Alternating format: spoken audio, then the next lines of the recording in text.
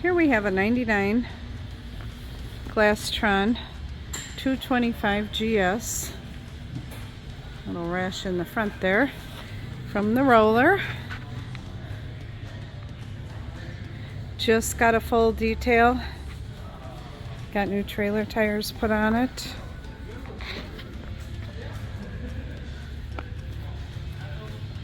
.7 Volvo.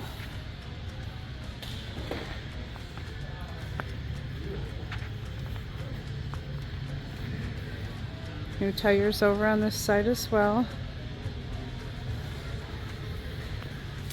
We'll go inside here.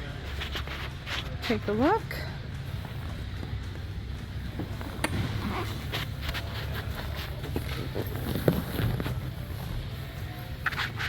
Does have some cracking on the sun deck here, probably from people getting in and out. Some on the seat as well. Other seats look like they're in very good condition. Snapping carpet. 2 captain's chairs. Tilt steering. Rated for 11 passengers. Depth finder. Stereo.